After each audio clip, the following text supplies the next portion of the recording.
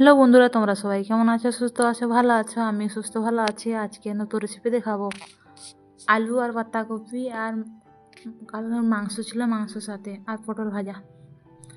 বন্ধুরা আমাকে ক্ষমা করে দিও, আমি বাংলা কথা তো বলতে পারি না, বুঝতে পারি সব কিছু তো বলতে পারি না। আমার কেন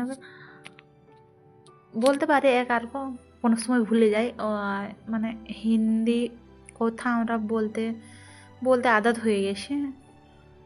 কেননা আমরা গ্রামে থাকি না, আমরা মুম্বাই থাকি।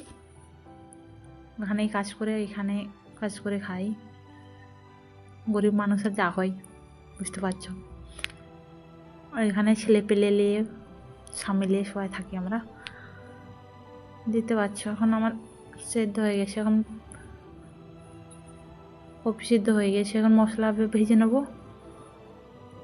বেটে রাখা আদা রসুনের পেস্ট ঢেলে নিলাম কড়াইয়ে, মির্চি পাউডার ঢেলে নিলাম, হলদি পাউডার ঢেলে নিলাম,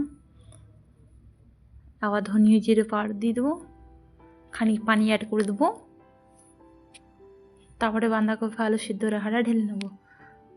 তারপরে খানিকক্ষণ পর আবার সিদ্ধ হওয়ার পর এখানে মাংসটা ঢেলে নেবো, বাটিতে রাখা মাংসটা ঢেলে নেবো।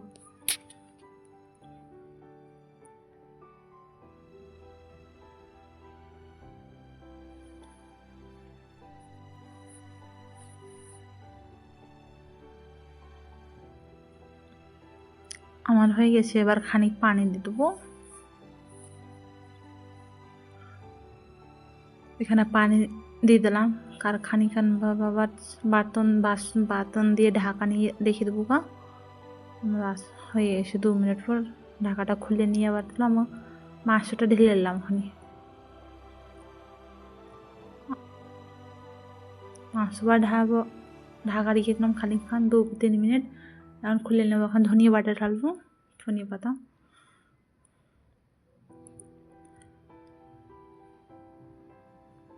দিতে পারছো, ধনিয়া পাতা দিয়েছি। এবার হয়ে নেমে যাবো। আর दूसरा কড়াই চাপাবো চুলোতে, তেল ঢেলে পেঁয়াজ ভেজে নেবো, দিয়ে আবার পটল ভাজি করবো। পটল ভাজা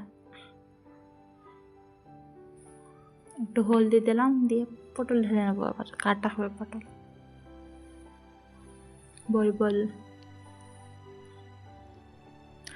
বন্ধুরা কার কার বাঁধাকপি মাংস আলু দিয়ে তরকারি কষা আর এইদিকে পটল ভাজা কার কার পছন্দ, তাড়াতাড়ি কমেন্ট করো,